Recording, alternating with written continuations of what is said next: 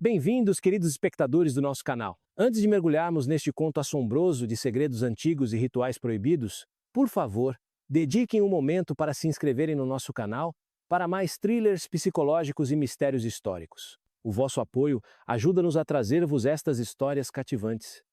O gancho que vos assombrará. Os gritos ecoavam pela câmara sagrada, enquanto eu os observava baixar a escolhida para o poço das estrelas. Os seus olhos encontraram os meus naquele momento final não com medo, mas com uma terrível compreensão que gelou a minha alma. Ela sabia, tal como eu, que aquilo a que chamávamos divino não passava de uma elaborada dança com a própria escuridão. Mas estou a adiantar-me. Deixem-me contar-vos como tudo começou. Como uma civilização construída sobre a fé coletiva se tornou um monumento à capacidade da humanidade tanto para a transcendência como para o horror. A confissão do sacerdote. O meu nome é Itzel Nahuatl e eu fui o arquiteto sagrado de Aguada Fênix, o maior complexo ritual alguma vez concebido por mentes humanas. Durante 37 anos, servi como construtor e guardião de segredos que estilhaçariam a vossa compreensão da civilização antiga. O que estão prestes a ler é a minha confissão, escrita nos dias finais antes da grande dissolução, quando o peso dos nossos pecados coletivos se tornou demasiado pesado para ser suportado até pelos ombros mais fortes. Chamam-nos maias.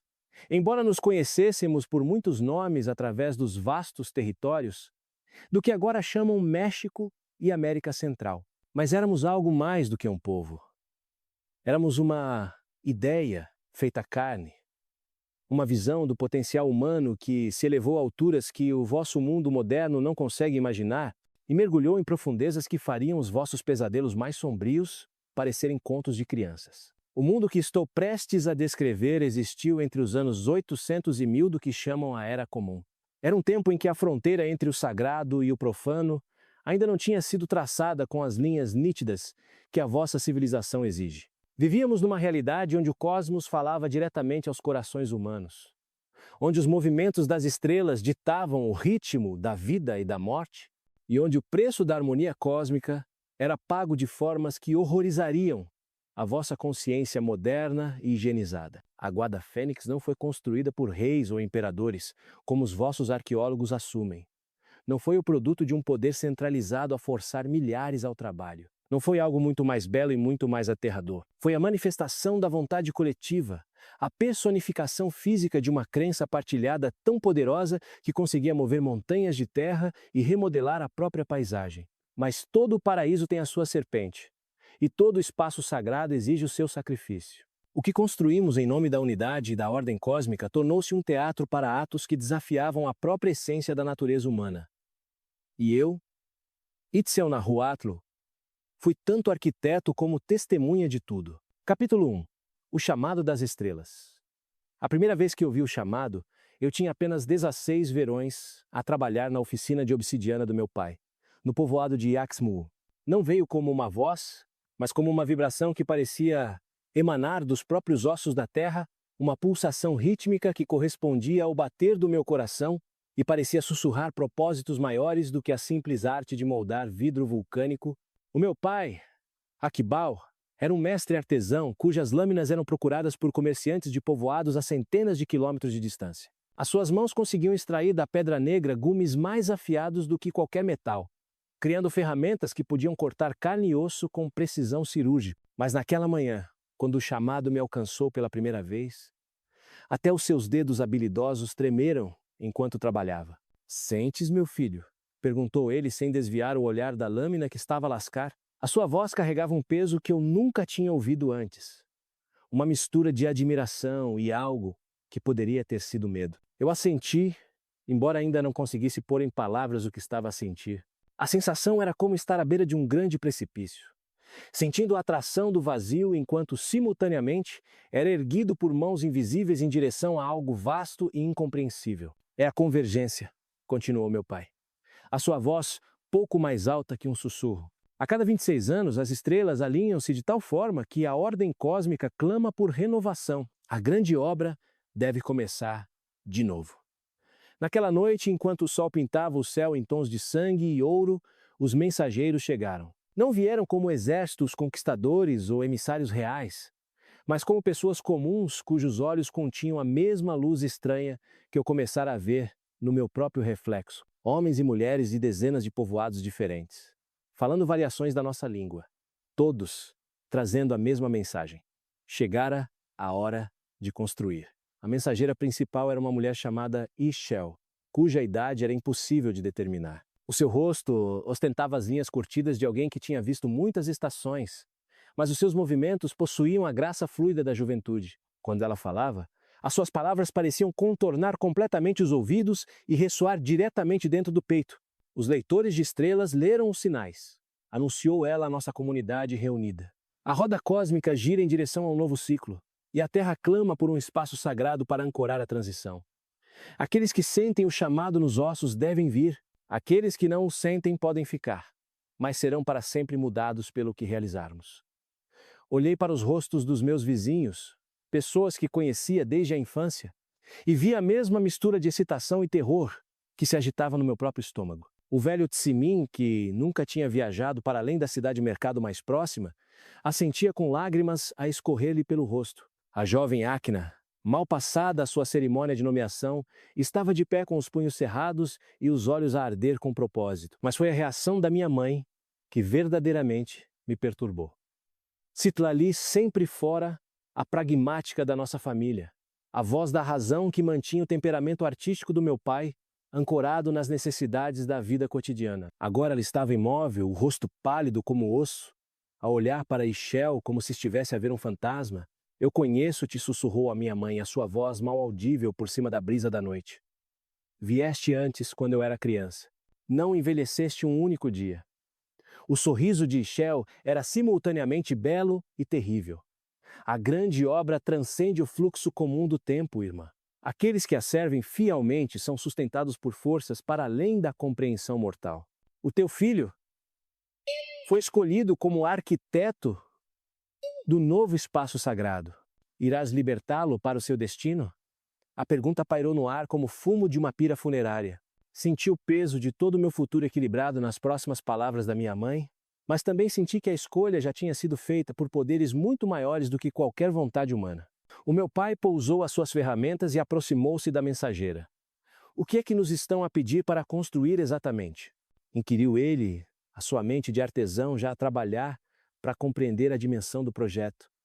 Uma plataforma para os deuses caminharem entre os mortais, respondeu Ishel. Um lugar onde as fronteiras entre a terra e o céu se tornam permeáveis. O maior complexo sagrado alguma vez concebido, exigindo o esforço coordenado de milhares de mãos e corações dispostos. E o custo? Perguntou a minha mãe. Embora eu pudesse perceber pelo seu tom que ela já suspeitava que a resposta seria mais alta do que qualquer um de nós estava preparado para pagar. Os olhos de Ishel pareciam olhar através da minha mãe, através de todos nós, para um ponto distante para além do horizonte da experiência humana normal. Os deuses não aceitam apenas oferendas de milho e jade. A verdadeira transformação requer sacrifícios que honrem a magnitude do que procuramos alcançar. Mas aqueles que dão de bom grado são transformados em vez de destruídos. Tornam-se parte de algo eterno. Naquela noite, fiquei acordado ao ouvir a conversa sussurrada dos meus pais no quarto ao lado. A voz do meu pai transmitia entusiasmo sobre os desafios técnicos de um projeto de construção tão massivo. As respostas da minha mãe eram pontuadas por longos silêncios que falavam mais alto do que quaisquer palavras. Há histórias, disse ela finalmente, passadas através dos círculos de mulheres, histórias sobre a última grande construção há 3 gerações, sobre o que foi necessário para consagrar os espaços sagrados. As histórias mudam ao serem contadas, respondeu meu pai, mas a sua voz carecia de convicção. Algumas verdades são demasiado terríveis para mudar, sussurrou a minha mãe. Promete-me, Akbal. Promete-me que, se o custo se tornar demasiado alto, trarás o nosso filho para casa. Mas mesmo enquanto meu pai murmurava a sua concordância, eu sabia que tais promessas não tinham sentido perante o que estava para vir.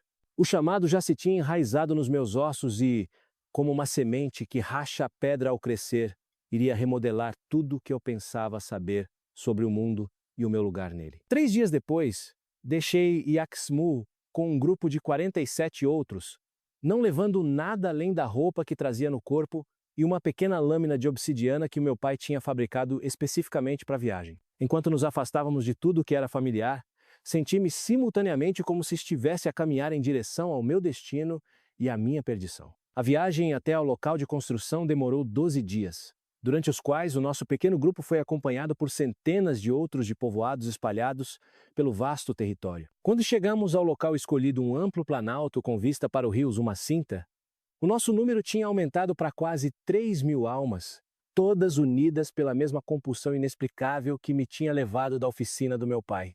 O local em si era banal à primeira vista.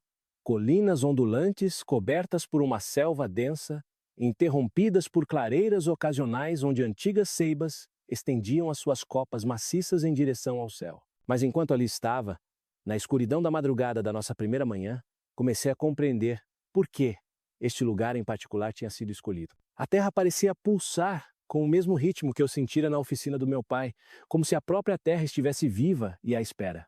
E à distância, mal visível através da névoa matinal, conseguia ver a precisão geométrica de estruturas mais antigas, ruínas de ciclos anteriores de construção e abandono que se estendiam até as brumas de tempos imemoriais. Capítulo 2. A arquitetura da fé. O primeiro mês no local de construção passou num turbilhão de atividade que desafiava todas as suposições que eu tinha sobre como os grandes projetos eram organizados. Não havia reis a dar ordens, nem capatazes com chicotes a conduzir trabalhadores relutantes.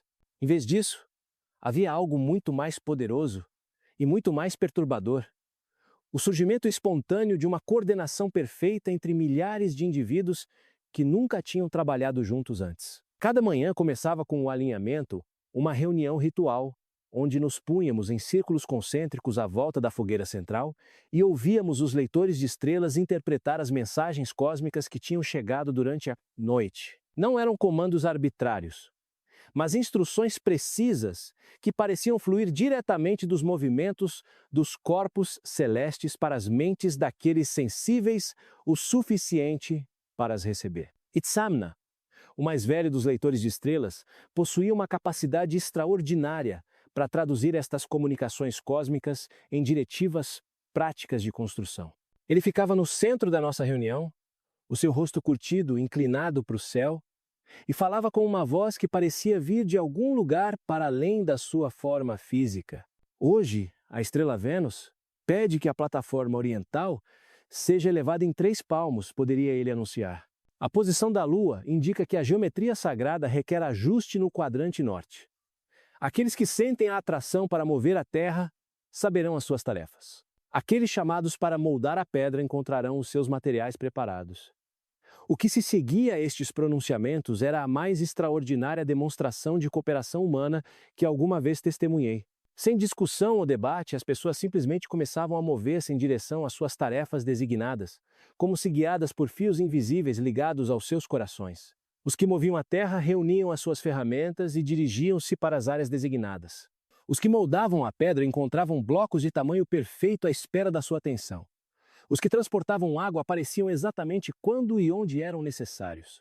O meu próprio papel como arquiteto emergiu gradualmente, sem nomeação formal ou treino. Dei por mim atraído pelas complexas relações matemáticas que governavam as proporções da estrutura, passando horas com os leitores de estrelas a aprender a ler os padrões cósmicos que determinavam cada medida e ângulo. A plataforma que estávamos a construir não era apenas grande, era vasta para além da compreensão. Quando concluída, estender-se-ia por quase 1 milha de comprimento e meia milha de largura, erguendo-se do chão da selva como uma montanha feita pelo homem. Mas o seu verdadeiro significado não residia no seu tamanho, mas no seu alinhamento preciso com fenômenos celestes que ocorriam apenas uma vez a cada vários séculos. Cada pedra deve ser colocada em harmonia com a ordem cósmica, explicou Itzamna durante uma das nossas sessões de instrução noturnas. A plataforma não é apenas um edifício, é um instrumento para focar as energias que fluem entre a terra e o céu. Quando a grande conjunção ocorrer, esse lugar tornar-se-á uma porta, através da qual os próprios deuses poderão entrar no nosso mundo. Com o passar das semanas, comecei a notar padrões perturbadores nas atribuições de trabalho. Certos indivíduos, sempre os mais fortes, mais belos ou mais talentosos, eram gradualmente separados da população geral e designados para deveres especiais que os mantinham mais perto das áreas cerimoniais centrais. Eram alojados em abrigos melhores, alimentados com comida superior e tratados com uma deferência que roçava a adoração. Quando perguntei a Itzamna sobre esta aparente hierarquia, a sua resposta arrepiou-me até aos ossos. Os deuses exigem oferendas proporcionais à magnitude do que lhes pedimos, disse ele. Os seus olhos antigos a refletir profundezas que eu ainda não estava preparado para sondar. Aqueles que são escolhidos para o serviço especial são abençoados para além da compreensão comum. Eles tornar-se-ão a ponte entre o mortal e o divino, garantindo que a nossa grande obra atinja o seu propósito cósmico. Uma dessas escolhidas era uma jovem chamada Itzel, cuja beleza era tão impressionante que as pessoas paravam o seu trabalho simplesmente para ver passar. Ela tinha chegado de um povoado muito a sul, viajando sozinha apesar dos perigos dos caminhos da selva. Quando falava, a sua voz tinha a qualidade musical da água corrente, e o seu riso conseguia levantar o ânimo até dos trabalhadores mais exaustos. Dei por mim atraído por ela não apenas pela sua beleza física, mas por uma inteligência que brilhava por trás dos seus olhos escuros, como estrelas refletidas em águas profundas. Durante os períodos de descanso à noite, sentávamos-nos frequentemente juntos a discutir as implicações filosóficas da nossa grande obra. Alguma vez te perguntas? Perguntou-me ela uma noite enquanto observávamos os leitores de estrelas a realizar as suas observações noturnas. Se o que estamos a construir é verdadeiramente sagrado, ou simplesmente a maior ilusão alguma vez concebida por mentes humanas. A sua pergunta atingiu-me como um golpe físico. A possibilidade de o nosso esforço coletivo poder ser baseado numa elaborada autoilusão nunca me tinha ocorrido. Mas uma vez que ela plantou a semente da dúvida, esta começou a crescer com uma velocidade aterradora. A coordenação é real, respondi, agarrando-me à certeza.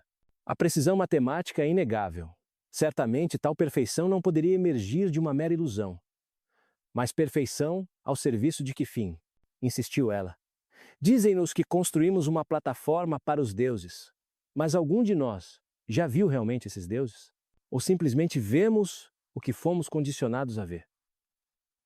Aquela conversa marcou o início da minha verdadeira educação nos aspectos mais sombrios da nossa grande obra. Nas semanas seguintes, Itzel e eu começamos a observar mais cuidadosamente os rituais e cerimônias que acompanhavam cada fase da construção. O que descobrimos desafiou todas as suposições que tínhamos sobre a natureza benevolente da nossa missão cósmica. Que segredos sombrios acham que Itzel e o narrador estão prestes a descobrir? Partilhem as vossas teorias nos comentários abaixo. Adoramos ouvir as vossas ideias sobre estes mistérios psicológicos.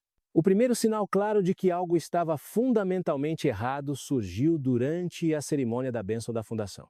À medida que a plataforma oriental se aproximava da conclusão, os leitores de estrelas anunciaram que seria necessário um ritual especial para consagrar o espaço sagrado e garantir o seu alinhamento adequado com as forças cósmicas. A cerimônia começou ao pôr do sol, com todos os 3.000 trabalhadores reunidos num vasto círculo à volta da plataforma. Os escolhidos agora, em número de quase 200 indivíduos, estavam dispostos no centro, vestidos com trajes elaborados que incorporavam penas, jade e ouro em padrões que magoavam os olhos ao olhar diretamente. Itzamna estava no centro exato desta mandala humana, a sua voz subindo e descendo em cânticos que pareciam contornar o pensamento racional e falar diretamente a alguma parte primitiva do cérebro. À medida que o cântico se intensificava, notei que muitos dos escolhidos começaram a balançar e a mover-se, de maneiras que sugeriam que já não estavam em pleno controle das suas ações. Eles estão a abrir-se à possessão divina, sussurrou Akbal, um dos arquitetos seniores que já tinha trabalhado em projetos semelhantes. Os deuses não podem entrar no nosso mundo diretamente, eles requerem recipientes humanos para ancorar a sua presença na realidade física. O que aconteceu a seguir irá assombrar-me até ao dia da minha morte. Um por um, os escolhidos começaram a colapsar, os seus corpos a convulsionar como se estivessem a lutar contra algum invasor invisível.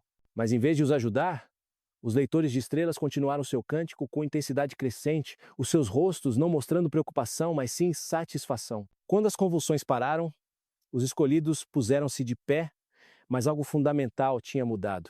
Os seus movimentos eram demasiado fluidos. demasiado precisos, como se fossem marionetas controladas por fios invisíveis. Os seus olhos continham profundezas que pareciam estender-se muito para além dos limites da consciência humana normal. E quando falaram, as suas vozes carregavam harmônicos que nenhuma garganta humana deveria ser capaz de produzir. A fundação está preparada, disseram em uníssono perfeito, as suas palavras a criar padrões de interferência no ar que me faziam doer os dentes. A plataforma aguarda a sua consagração final, que a verdadeira obra comece.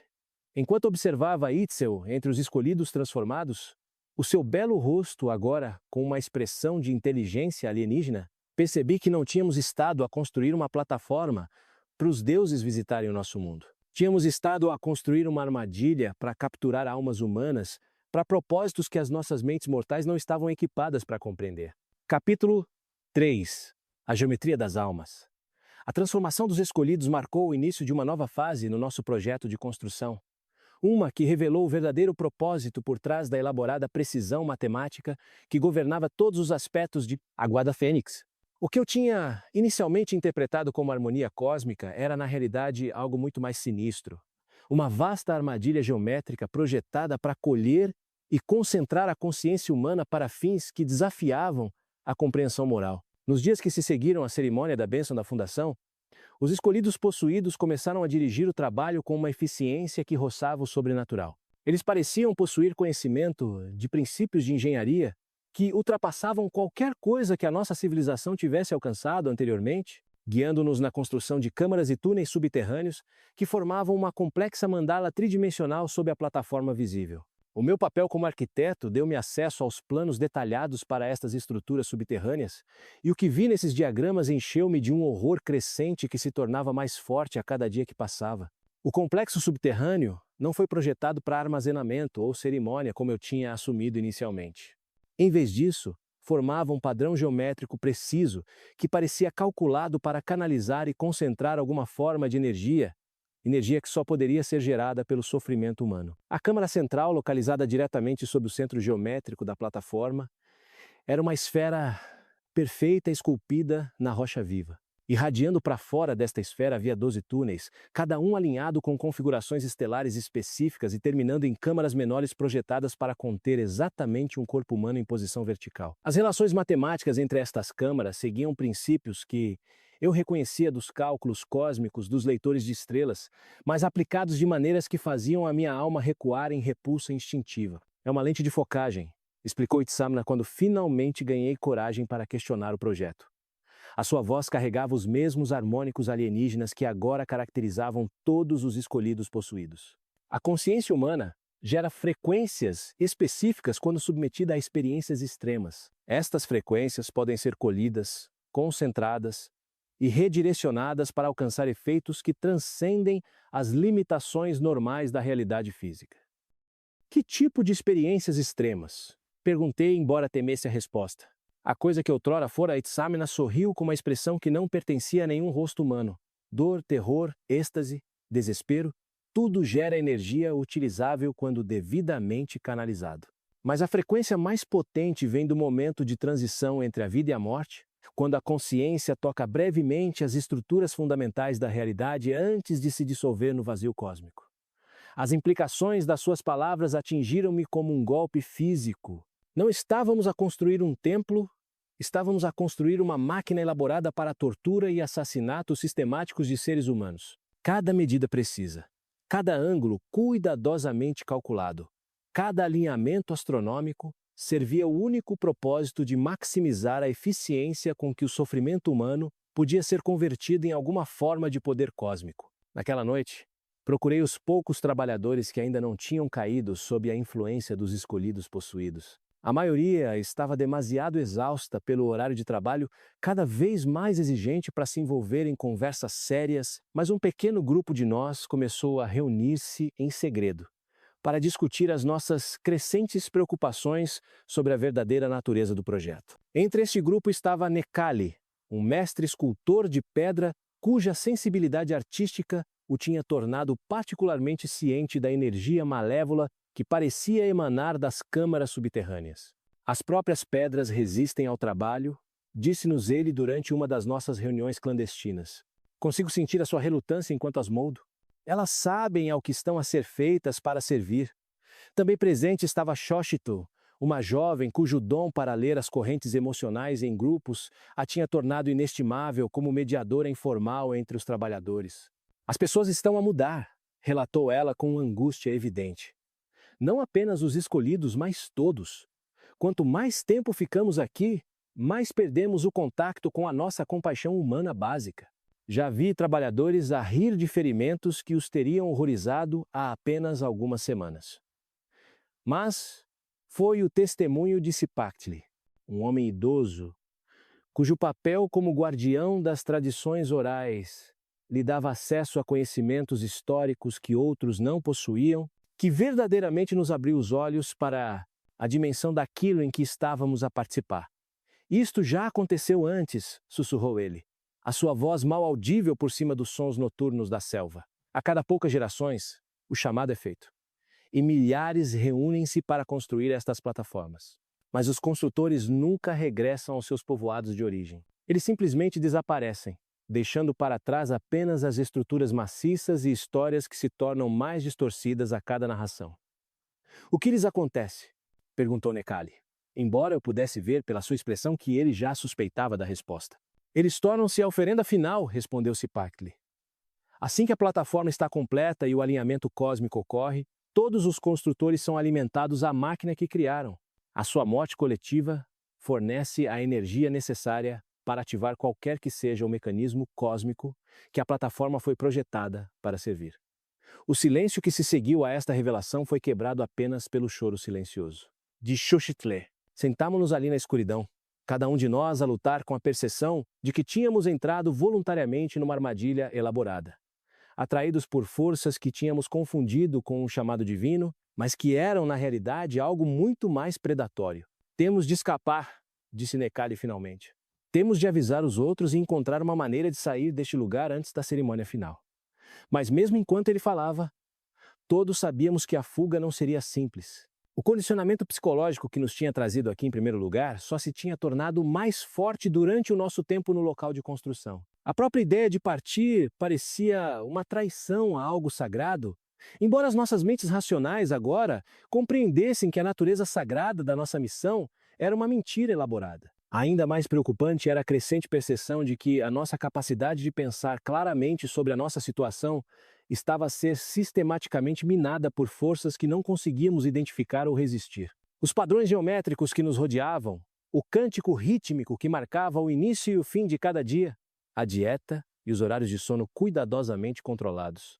Tudo parecia projetado para erodir gradualmente a nossa capacidade de pensamento independente e julgamento moral. Nas semanas seguintes, comecei a prestar mais atenção às formas subtis, como o nosso comportamento estava a ser modificado. As atribuições de trabalho tornaram-se cada vez mais especializadas, isolando os indivíduos das suas redes de apoio naturais e criando dependências que dificultavam a ação independente. As reuniões noturnas que antes fomentavam a discussão comunitária foram gradualmente substituídas por sessões de escuta passiva, onde os escolhidos possuídos proferiam longos monólogos sobre o propósito cósmico e a vontade divina. O mais insidioso de tudo foi a forma como atos de crueldade e insensibilidade foram gradualmente normalizados através de um processo de escalada incremental. O que começou como pequenos desconfortos impostos aos trabalhadores, que mostravam sinais de resistência, evoluiu lentamente para a brutalização sistemática de qualquer pessoa que questionasse os métodos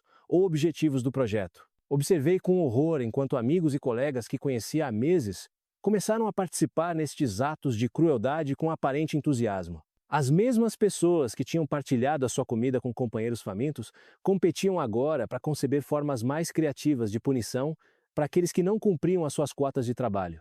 A transformação foi tão gradual que a maioria dos participantes parecia não se aperceber de que estava a acontecer, mas tão completa que alterou fundamentalmente a sua humanidade essencial. E através de tudo isto, a plataforma continuou a crescer, a sua massa imponente, erguendo-se do chão da selva como um cancro geométrico que se alimentava de almas humanas e as convertia em algo alienígena e terrível. Cada dia nos aproximava mais da conclusão da nossa criação monstruosa, e cada dia tornava mais difícil lembrar por que tal conclusão deveria ser evitada em vez de celebrada. Capítulo 4. O banquete da transformação. À medida que a plataforma se aproximava da conclusão, os escolhidos possuídos anunciaram que um grande banquete seria realizado para celebrar a nossa conquista e preparar para a cerimônia de consagração final. O anúncio foi recebido com entusiasmo pela maioria dos trabalhadores, que tinham subsistido com rações cada vez mais escassas à medida que os recursos eram desviados para apoiar a fase final do projeto.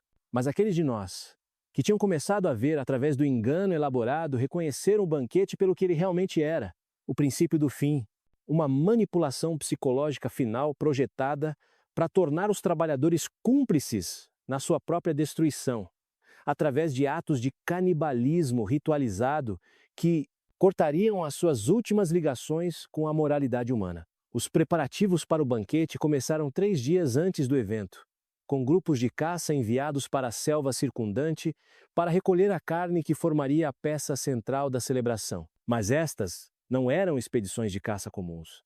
Eram ataques cuidadosamente orquestrados a povoados isolados, cujos habitantes forneceriam o ingrediente principal para a nossa refeição comunitária. Tomei conhecimento desta verdade horrível através do meu acesso contínuo aos planos arquitetônicos, que incluíam logística detalhada para a preparação e distribuição de alimentos. Escondidas entre os cálculos mundanos para fogueiras de cozinha e áreas de serviço, estavam notas que me gelaram o sangue. 30 espécimes adultos necessários para o prato principal. Crianças a serem reservadas para preparações especiais. Órgãos a serem distribuídos de acordo com protocolos hierárquicos. A linguagem clínica não conseguia disfarçar a realidade monstruosa do que estava a ser planeado. Não íamos apenas comer carne humana, íamos consumir os corpos de inocentes que tinham sido assassinados especificamente para fornecer o nosso banquete. Íamos fazê-lo de uma maneira ritualizada, projetada para completar a nossa transformação psicológica de seres humanos para algo completamente diferente. Quando partilhei esta descoberta com o nosso pequeno grupo de resistentes, a reação foi imediata e visceral. Xochitl vomitou repetidamente, o seu corpo a rejeitar até mesmo o pensamento de tal abominação. Necali começou a afiar as suas ferramentas de escultura com uma intensidade obsessiva, murmurando sobre a necessidade de cortar a corrupção antes que ela se pudesse espalhar mais. Sipactili simplesmente sentou-se em silêncio atordoado, os seus olhos antigos a refletir um desespero tão profundo que parecia envelhecê-lo décadas no espaço de minutos. Temos de parar isto, declarei, embora não fizesse ideia de como tal coisa poderia ser realizada. Não podemos permitir que nos tornemos participantes em assassínio em massa e canibalismo. Pode já ser demasiado tarde, respondeu Sipactli, a sua voz carregando o peso de um conhecimento terrível. O condicionamento psicológico progrediu demasiado. Mesmo que conseguíssemos convencer as pessoas do que está planeado, a maioria racionalizaria como sendo necessário para a conclusão da nossa missão sagrada. As suas palavras provaram ser proféticas. Quando os grupos de caça regressaram com a sua carga macabra, a reação entre a população em geral não foi de horror, mas de celebração. A visão de corpos humanos a serem preparados para consumo foi recebida com o mesmo entusiasmo que poderia ter acompanhado a chegada de veados ou javalis em circunstâncias normais. A transformação nas sensibilidades morais das pessoas foi tão completa que pareciam genuinamente incapazes de reconhecer a maldade fundamental do que estavam a testemunhar. Mães que outrora cantavam canções de embalar os seus filhos ajudavam agora a preparar os corpos dos filhos de outras pessoas para serem assados. Artesãos que tinham dedicado as suas vidas a criar beleza aplicavam agora as suas habilidades ao esquartejamento eficiente de seres humanos. Os escolhidos, possuídos, moviam-se entre os trabalhadores durante estes preparativos, oferecendo explicações que, de alguma forma, faziam o inexplicável parecer razoável. Estas oferendas transcenderam a sua existência individual para se tornarem parte do nosso propósito coletivo, disse Itzel a um grupo de mulheres que temperavam carne humana com o mesmo cuidado que poderiam ter dedicado à preparação de um banquete de casamento. Através do consumo, honramos o seu sacrifício e incorporamos a sua essência na nossa própria missão cósmica. Ver Itzel, a mulher que eu outrora amara, proferir estas palavras com aparente sinceridade, foi talvez o momento mais devastador de toda a ata. Minha experiência em Água da Fênix. A inteligência que outrora brilhara por trás dos seus olhos fora substituída por algo alienígena e frio, algo que conseguia racionalizar qualquer atrocidade ao serviço dos seus objetivos incompreensíveis. À medida que o dia do banquete se aproximava, vi-me perante uma escolha impossível. Participar, tornar-me a cúmplice em atos que violavam todos os princípios de decência humana que eu alguma vez defendera. Mas recusar marcar-me-ia como um resistente, potencialmente sujeitando-me ao mesmo destino das vítimas inocentes, cujos corpos em breve adornariam as nossas mesas. O banquete em si começou ao pôr do sol, com todos os 3.000 trabalhadores reunidos em círculos concêntricos em redor de enormes fogueiras que tinham sido dispostas de acordo com os mesmos princípios geométricos que governavam a construção da plataforma. O cheiro de carne humana a assar enchia o ar, mas em vez de repulsa, a maioria dos participantes parecia achá-lo apetitoso. Os escolhidos possuídos serviram tanto de anfitriões como de guias espirituais para a refeição, oferecendo explicações elaboradas sobre o significado de cada prato. O coração contém a essência da coragem, anunciou Itzamna, enquanto travessas de músculo cardíaco grelhado eram distribuídas aos círculos interiores. Ao consumi-lo, incorporamos essa coragem nos nossos próprios seres, fortalecendo a nossa determinação para as provações que se avizinham. Justificações semelhantes foram oferecidas para cada parte da anatomia humana que aparecia nos nossos pratos. Dizia-se que o cérebro continha sabedoria, o fígado possuía propriedades de purificação, os órgãos reprodutores carregavam força criativa. Cada dentada era apresentada como um sacramento, uma comunhão com forças cósmicas que elevariam os participantes para além das limitações humanas comuns. Forcei-me a tomar pequenas porções de cada prato, mastigando e engolindo enquanto lutava contra ondas de náusea que ameaçavam expor os meus verdadeiros sentimentos sobre a refeição. À minha volta, pessoas que outrora tinham sido meus amigos e colegas comiam com aparente deleite, os seus rostos mostrando a mesma satisfação que poderiam ter exibido em qualquer banquete comemorativo.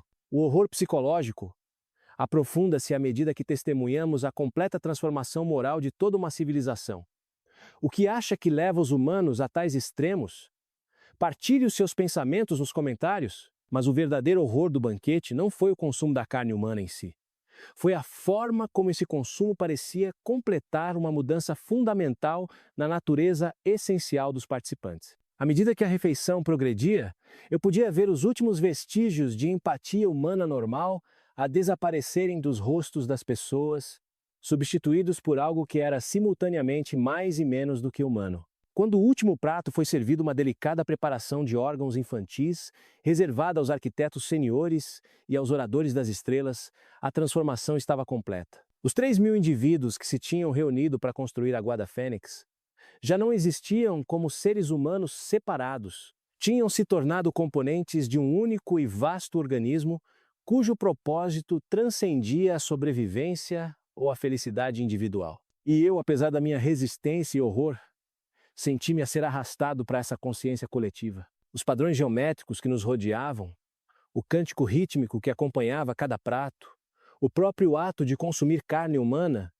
tudo se combinava para criar uma pressão psicológica que era quase impossível de resistir. Quando o banquete terminou e as pessoas começaram a dirigir-se para suas áreas de dormir, percebi que estava a ficar sem tempo. A cerimônia final de consagração estava a apenas alguns dias de distância, e uma vez iniciada, não haveria possibilidade de fuga ou resistência. O que quer que fosse acontecer, aconteceria, e 3.000 almas humanas seriam alimentadas à máquina cósmica que passamos meses a construir. Naquela noite, enquanto estava deitado no meu abrigo, a ouvir os murmúrios satisfeitos de pessoas a digerir a sua refeição monstruosa, tomei uma decisão que ou salvaria a minha alma ou a condenaria para sempre. Eu encontraria uma forma de sabotar a cerimônia final, mesmo que isso significasse sacrificar a minha própria vida no processo. Mas primeiro, eu precisaria de compreender exatamente o que tínhamos construído e como fora projetado para funcionar. O tempo da observação passiva tinha terminado. Se eu ia agir, precisava de penetrar nos segredos mais profundos de Guarda Fênix e descobrir a verdadeira natureza das forças cósmicas que tínhamos estado a servir todo este tempo. Capítulo 5. O coração das trevas, na noite seguinte ao banquete. Enquanto os outros trabalhadores jaziam nos seus abrigos a digerir a sua refeição monstruosa, dirigi-me às câmaras subterrâneas que formavam o verdadeiro coração de Guarda Fênix. A plataforma de superfície, por mais impressionante que fosse, servia apenas como uma lente de focagem para energias que seriam geradas no complexo subterrâneo abaixo. A entrada para o sistema subterrâneo estava escondida sob o altar central, acessível apenas através de um poço estreito que descia para a escuridão absoluta. Enquanto me baixava para aquele vazio, guiado apenas pelos rudes apoios de mão de pedra esculpidos nas paredes, senti como se estivesse a descer as próprias entranhas do inferno. A primeira câmara que encontrei era uma sala circular cujas paredes estavam cobertas de gravuras que doíam ao olhar diretamente. Os padrões geométricos pareciam mover-se e contorcer-se à luz bruxuleante da minha tocha, criando ilusões de ótica que me faziam lacrimejar e sentir tonturas. Mas não era o desconforto visual que tornava esta sala tão perturbadora, era a sensação de presença que emanava das paredes esculpidas, como se algo vasto e malevolente me estivesse a observar através da própria pedra. Irradiando para fora desta câmara central, estavam os 12 túneis que eu vira nos planos arquitetônicos, cada um levando a uma sala mais pequena projetada para albergar um único ser humano. Mas ver estes espaços pessoalmente revelou detalhes que os diagramas não tinham transmitido. As paredes de cada câmara estavam esculpidas com mecanismos de contenção que manteriam uma pessoa na vertical, permitindo ao mesmo tempo a máxima mobilidade dos membros. Canais cortados no chão direcionariam os fluidos corporais para pontos de recolha centrais. E, o mais perturbador de tudo, as propriedades acústicas das câmaras foram projetadas para amplificar e focar os gritos humanos de formas que criariam frequências harmônicas específicas. À medida que explorava mais profundamente o complexo, comecei a compreender a verdadeira sofisticação do que tínhamos construído. Isto não era apenas um lugar de tortura e assassínio. Era um instrumento precisamente calibrado para converter o sofrimento humano em alguma forma de energia que pudesse ser colhida e direcionada para propósitos cósmicos que permaneciam para além da minha compreensão. As relações matemáticas entre as câmaras seguiam princípios que eu reconhecia de cálculos astronômicos avançados, mas aplicados de maneiras que sugeriam o conhecimento de leis físicas que a nossa civilização ainda não descobrira. Os ângulos entre os túneis correspondiam a posições estelares durante eventos celestes raros. As dimensões de cada câmara correspondiam a proporções encontradas nas formas geométricas mais sagradas. Até a textura das paredes esculpidas parecia calculada para produzir efeitos psicológicos específicos em qualquer pessoa confinada dentro delas.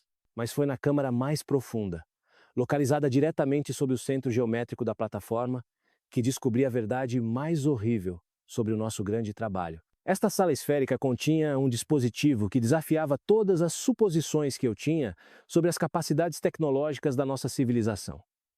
Um mecanismo complexo de pedra e metal que pulsava com o seu próprio ritmo interno, como se tivesse de alguma forma vivo. O dispositivo consistia em 12 formações cristalinas dispostas em torno de um núcleo central que parecia curvar a luz de maneiras impossíveis. A ligar estes cristais estavam canais esculpidos numa pedra negra que eu não reconheci, preenchidos com uma substância que brilhava com uma luz fosforescente doentia. Todo o aparelho estava coberto de inscrições escritas no alfabeto que antecedia qualquer forma conhecida de escrita, mas que de alguma forma transmitia significado diretamente à mente sem necessitar de tradução. Enquanto estava diante deste mecanismo alienígena, comecei a compreender o que os escolhidos possuídos queriam dizer quando falavam de propósitos cósmicos e vontade divina. O dispositivo não era de origem humana, era algo muito mais antigo e muito mais terrível.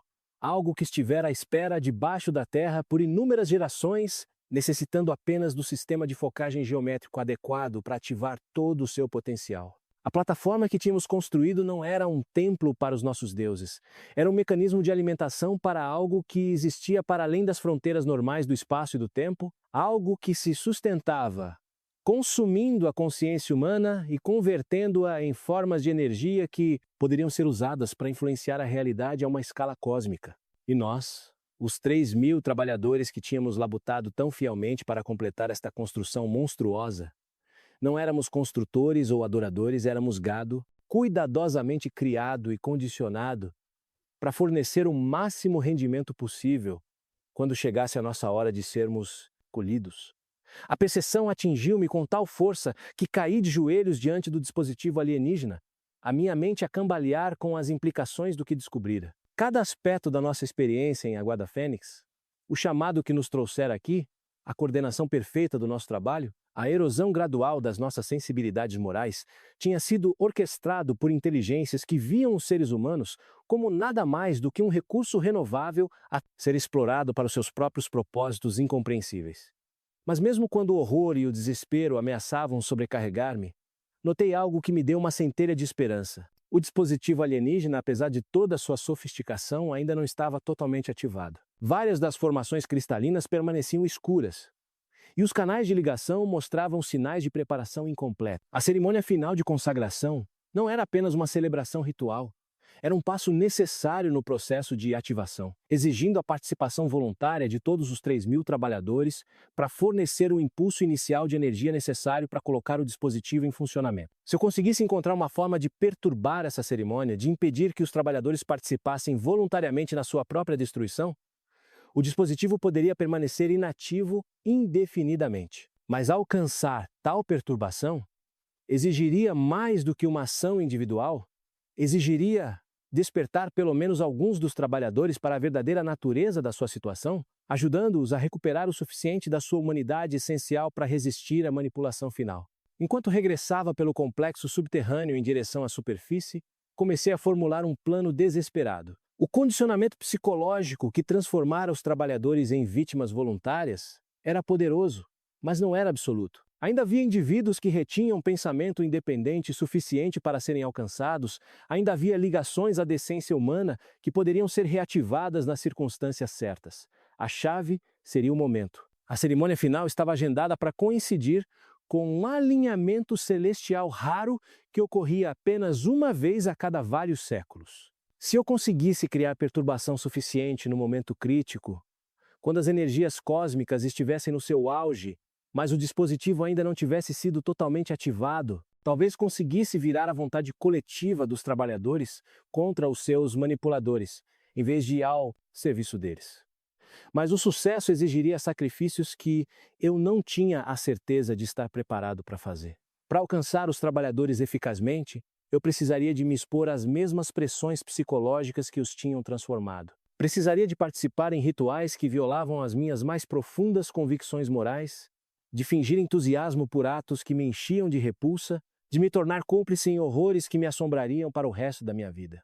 E mesmo que eu conseguisse perturbar a cerimônia, não havia garantia de que as inteligências alienígenas por trás do dispositivo simplesmente abandonariam os seus planos. Tinham esperado séculos por esta oportunidade e poderiam muito bem estar preparadas para esperar mais alguns séculos, aguardando até que outra geração de humanos pudesse ser manipulada para completar o seu trabalho. Ao emergir do complexo subterrâneo na escuridão antes do amanhecer, olhei para as estrelas que tinham guiado os nossos esforços de construção e perguntei-me se a humanidade alguma vez estaria verdadeiramente livre dos predadores cósmicos que nos viam como nada mais do que combustível para as suas ambições incompreensíveis. Mas, independentemente do resultado final, eu sabia que tinha de tentar. A alternativa à aceitação passiva do nosso destino coletivo era uma traição a tudo o que nos tornava humanos em primeiro lugar. Capítulo 6. A tempestade que se avizinha. Os 3 dias que se seguiram à minha descoberta nas câmaras subterrâneas passaram numa névoa de preparação desesperada e pavor crescente. A cerimônia final de consagração aproximava-se com a certeza inexorável de um eclipse, e eu podia sentir a pressão psicológica aumentar entre os trabalhadores como a tensão atmosférica antes de uma trovoada. Os escolhidos possuídos tinham começado a conduzir rituais diários de purificação, destinados a preparar os trabalhadores para o seu papel na cerimônia iminente. Estas sessões envolviam cânticos elaborados, padrões de dança geométricos e o consumo de substâncias que induziam estados alterados de consciência. A cada dia que passava, eu via os últimos vestígios de personalidade individual a desaparecerem dos rostos das pessoas, substituídos pela serenidade vazia daqueles que tinham entregado a sua vontade a forças para além da sua compreensão. Mas a minha exploração do complexo subterrâneo tinha me dado informações cruciais sobre o mecanismo de controle que estava a ser usado contra nós. O condicionamento psicológico não era apenas manipulação aleatória, seguia padrões específicos concebidos para suprimir a capacidade do cérebro para o raciocínio moral, ao mesmo tempo que aumentava a suscetibilidade à sugestão coletiva. Compreender esses padrões deu-me ferramentas para resistir aos seus efeitos e, mais importante, para ajudar outros a resistir também. Comecei a minha contracampanha cuidadosamente, começando com os poucos indivíduos que tinham mostrado sinais de resistência durante as nossas reuniões secretas anteriores. Necale, o escultor de pedra, provou ser o mais receptivo aos meus avisos sobre a verdadeira natureza da cerimônia. A sua sensibilidade artística tornava-o particularmente consciente da energia malevolente que rodeava os rituais de purificação. Consigo senti-la nas próprias pedras, disse-me ele durante uma das nossas conversas clandestinas. Elas resistem a ser moldadas nestes padrões. A própria rocha rebela-se contra o que a estamos a forçar a tornar-se. Xochitl, apesar da sua juventude, possuía uma compreensão intuitiva da psicologia de grupo que a tornou inestimável na identificação de quais trabalhadores ainda poderiam ser alcançados. Procura aqueles que hesitam, aconselhou ela. Mesmo que por um momento, quando o cântico começa. Essas pequenas hesitações são fendas no condicionamento que podemos trabalhar para alargar.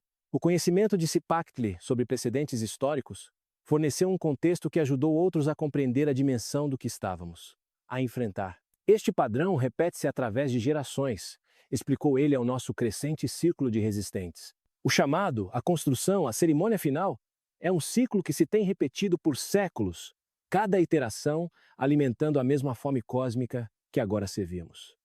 Mas a nossa ferramenta mais poderosa provou ser o simples ato de conexão humana em si. O condicionamento que transformara a maioria dos trabalhadores em vítimas voluntárias dependia do seu isolamento de laços emocionais genuínos. Ao restabelecer essas conexões, ao lembrar as pessoas das suas identidades individuais e relações pessoais, podíamos começar a quebrar a fachada de propósito coletivo que lhes fora imposta. Concentrei os meus esforços em trabalhadores que tinham demonstrado habilidades ou talentos particulares que os distinguiam da população em geral. Estes indivíduos muitas vezes retinham um sentido mais forte de identidade pessoal que os tornava mais resistentes à absorção psicológica completa. Entre eles estava Tlacaelel, um mestre matemático cuja compreensão dos princípios geométricos subjacentes à nossa construção começara a perturbá-lo à medida que reconhecia o seu verdadeiro propósito. As proporções estão erradas, confidenciou-me ele durante uma das nossas conversas cuidadosas. Seguem princípios matemáticos, sim, mas princípios que servem propósitos antitéticos ao bem-estar humano. Estamos a construir uma máquina para nossa própria destruição e a chamá-la de arquitetura sagrada.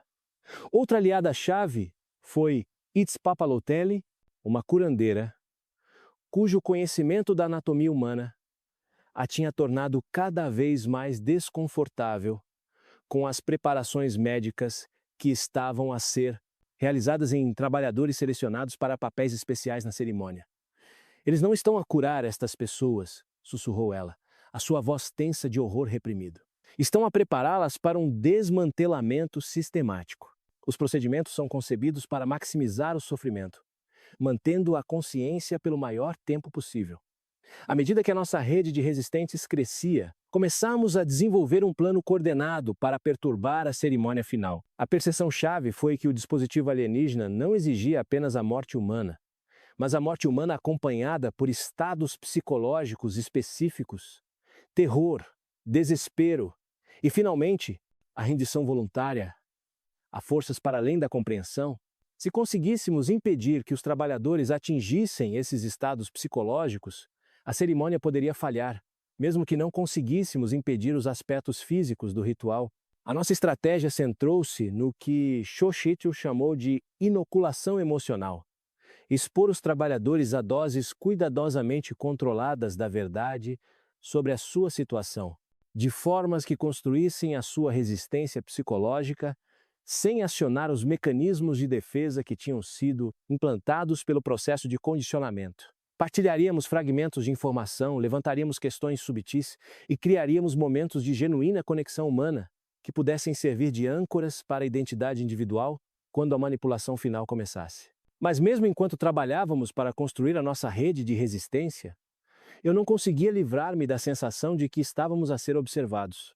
Os escolhidos possuídos pareciam possuir uma consciência misteriosa de quais trabalhadores estavam a começar a questionar a sua situação. Vários dos nossos potenciais aliados desapareceram durante a noite, as suas áreas de dormir encontradas vazias pela manhã, sem qualquer explicação para sua ausência. A pressão psicológica estava a afetar-nos a todos. A necessidade constante de manter uma fachada de conformidade enquanto secretamente trabalhávamos para minar o projeto criava um estado de estresse crônico que se manifestava em sintomas físicos, insônia, perda de apetite, tremores que lutávamos para esconder durante as tarefas diárias de trabalho. O mais perturbador de tudo foi a percepção gradual de que os nossos próprios esforços de resistência poderiam ser parte de uma manipulação maior. As inteligências alienígenas por trás do dispositivo tinham demonstrado uma sofisticação no controle psicológico que abrangia séculos. Seria possível que tivessem antecipado a resistência e a incorporado nos seus planos? A coisa que outrora fora o mais velho orador das estrelas fixou-me com olhos que pareciam olhar através do meu crânio para as profundezas dos meus pensamentos. Tens andado ocupado, jovem arquiteto, disse ele, a sua voz carregando harmônicos que me faziam doer os dentes. A construir redes, a partilhar segredos, a preparar a resistência? Achas que tais atividades passam despercebidas por aqueles que orquestraram eventos ao longo de séculos? O meu sangue gelou, mas forcei-me a manter uma expressão neutra. Não compreendo o que queres dizer, honrado orador das estrelas. Dediquei-me inteiramente à conclusão do nosso trabalho sagrado. O ancião possuído sorriu com uma expressão que não pertencia a nenhum rosto humano. De facto, dedicaste mais completamente do que imaginas. Cada ato de resistência, cada momento de dúvida, cada ligação que forjaste com os teus companheiros de trabalho, tudo serve o propósito maior. O dispositivo não requer apenas sacrifício voluntário, mas sacrifício que foi testado e provado através da luta. Ovelhas levadas para o matadouro fornecem energia inferior em comparação com guerreiros que escolhem o seu destino depois de compreenderem todas as suas implicações. As implicações das suas palavras atingiram-me como um golpe físico. Todo o nosso esforço de resistência tinha sido antecipado, talvez até encorajado, como um meio de criar as condições psicológicas precisas necessárias para o sucesso da cerimônia. Não éramos rebeldes a lutar contra a manipulação cósmica. Éramos participantes involuntários na fase final do nosso próprio condicionamento. Enquanto Itzamina se afastava, deixando-me a contemplar toda a extensão da nossa armadilha, percebi que o verdadeiro horror de Aguada Fênix não residia na sua tecnologia alienígena ou no seu propósito monstruoso, mas na sua perfeita compreensão da psicologia humana. Tinha-nos sido dada a ilusão de escolha, a aparência de resistência, a satisfação da luta, tudo enquanto éramos guiados inexoravelmente para o mesmo fim pré-determinado que aguardava cada geração de construtores que nos precedera. Capítulo 7. A véspera. A noite anterior à cerimônia final de consagração chegou com uma quietude opressiva que parecia pressionar todo o local de construção como um peso físico. O próprio ar parecia denso e carregado, como se o ritual que se aproximava já estivesse a começar a distorcer as propriedades fundamentais da realidade no espaço em redor de Aguada Fênix. Apesar da revelação devastadora de que os nossos esforços de resistência tinham sido antecipados e incorporados na manipulação maior, vi-me incapaz de simplesmente me render ao inevitável. Talvez fosse orgulho humano teimoso, ou talvez algum instinto mais profundo de sobrevivência que se recusava a aceitar a derrota, mas continuei a acreditar que a escolha genuína ainda existia algures dentro do elaborado labirinto psicológico que fora construído à nossa volta. Os escolhidos possuídos tinham anunciado que a última noite seria passada em meditação e preparação individual, com cada trabalhador atribuído a um local específico na plataforma onde aguardariam a cerimônia da alvorada. A disposição geométrica destas posições seguia os mesmos princípios matemáticos que governavam as câmaras subterrâneas, criando uma mandala humana que focaria e direcionaria as energias geradas pelo nosso sacrifício coletivo. Mas o isolamento imposto por esta disposição também proporcionava uma oportunidade. Pela primeira vez em semanas, os trabalhadores estariam separados do reforço constante do grupo que mantivera o seu condicionamento psicológico. A consciência individual suprimida, mas não totalmente eliminada, poderia reafirmar-se na solidão das horas antes do amanhecer. Dirige-me à minha posição designada perto da borda leste da plataforma, mas em vez de me instalar em meditação como instruído, comecei um circuito cuidadoso pelos locais dos outros trabalhadores. Movendo-me silenciosamente através da escuridão, procurei os membros da nossa rede de resistência e qualquer outra pessoa que mostrasse sinais de consciência individual retida. O que encontrei foi simultaneamente encorajador e desolador. Muitos dos trabalhadores sentavam-se em perfeita quietude, os seus rostos refletindo a serenidade vazia da rendição psicológica completa. Mas outros mostravam sinais de luta interna, tremores subtis, lágrimas que limpavam quando pensavam que ninguém estava a ver, orações sussurradas a deuses cujos nomes mal conseguiam lembrar-se. Necali estava entre aqueles que retinham consciência individual suficiente para me reconhecer na escuridão. Consigo senti-lo a chamar, sussurrou ele, a sua voz tensa de pânico mal controlado. A pedra, a plataforma, o próprio ar, tudo está a puxar por mim, a tentar arrastar-me para algo vasto e faminto. Não sei por quanto mais tempo consigo resistir. Agarra-te a quem és, insteio. Lembra-te do teu nome, da tua família, do trabalho que amavas antes de vires para aqui. Essas ligações são âncoras que te podem manter firme quando a manipulação final começar. Mas mesmo enquanto proferia estas palavras, eu podia sentir a mesma pressão psíquica que estava a afetar Necali. A plataforma sob os nossos pés parecia pulsar com seu próprio ritmo, uma batida lenta e hipnótica que gradualmente se sincronizava com os nossos batimentos cardíacos e respiração. Os padrões geométricos esculpidos na pedra criavam ilusões de ótica que atraíam o olhar para profundezas em espiral que pareciam estender-se muito para além da superfície física da estrutura. Shoshtu, posicionada perto do centro da plataforma, travava uma batalha mais subtil contra o condicionamento psicológico. Consigo senti-los na minha mente, disse-me ela quando cheguei à sua posição. Não exatamente pensamentos, mas presenças que estão a tentar remodelar a minha compreensão do que é certo e errado. Eles querem que eu veja o nosso sacrifício como belo, como o cumprimento de um propósito cósmico, e uma parte de mim está a começar a acreditar neles. A sua confissão revelou a verdadeira sofisticação da manipulação que estávamos a enfrentar. As inteligências alienígenas não estavam simplesmente a forçar a conformidade através do medo ou da coerção, estavam a alterar gradualmente as estruturas morais fundamentais dos trabalhadores, fazendo-os acreditar, genuinamente, que a sua própria destruição não era apenas aceitável, mas desejável. Enquanto continuava o meu circuito pela plataforma, encontrei Cipactli perto da borda oeste, a sua estrutura antiga curvada pelo cansaço, mas os seus olhos ainda refletindo a centelha de pensamento independente. Tenho estado a lembrar-me, disse ele. A sua voz mal audível acima dos sons noturnos da selva. Histórias que a minha avó me contou sobre os ciclos anteriores, detalhes que eram demasiado terríveis para serem preservados nas histórias oficiais. Que tipo de detalhes? Perguntei, embora temesse a resposta. Os construtores não morrem simplesmente durante a cerimônia final, sussurrou ele. Eles são transformados, a sua consciência colhida e incorporada no próprio dispositivo. Tornam-se parte do mecanismo, conscientes mas impotentes, experienciando um tormento eterno enquanto servem como componentes numa máquina cósmica, cujo propósito nunca conseguirão compreender. As implicações das suas palavras causaram-me arrepios por todo o corpo. Não estávamos a enfrentar a mera morte, mas algo muito pior, uma eternidade de sofrimento consciente ao serviço de propósitos alienígenas que transcendiam a compreensão humana. O dispositivo sob a plataforma não era apenas uma máquina para colher energia humana, era uma prisão para almas humanas. Uma câmara de tortura cósmica disfarçada de instrumento sagrado. Mas a revelação de Cipactli também forneceu uma visão crucial sobre a natureza da nossa situação. Se os construtores anteriores tinham sido incorporados no dispositivo em vez de simplesmente destruídos, então a sua consciência poderia ainda existir algures dentro do mecanismo alienígena. E se essa consciência pudesse ser acedida e despertada, poderia fornecer a chave para perturbar a cerimônia a partir de dentro. O pensamento era simultaneamente aterrador e esperançoso. Aterrador porque sugeria que milhares de almas humanas já estavam presas dentro do dispositivo, experienciando um sofrimento inimaginável.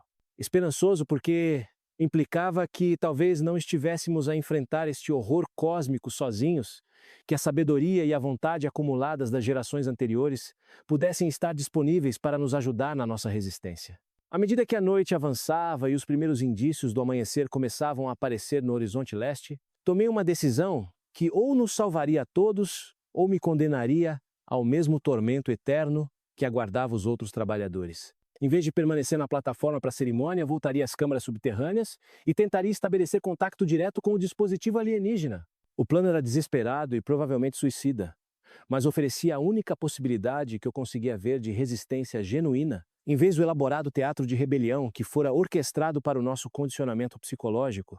Se eu conseguisse de alguma forma comunicar com a consciência presa dentro do dispositivo, talvez juntos pudéssemos encontrar uma forma de virar o mecanismo cósmico contra os seus mestres alienígenas. Antes de descer para o complexo subterrâneo, fiz um último circuito pela plataforma, partilhando o que poderiam ser as minhas últimas palavras com os membros da nossa rede de resistência.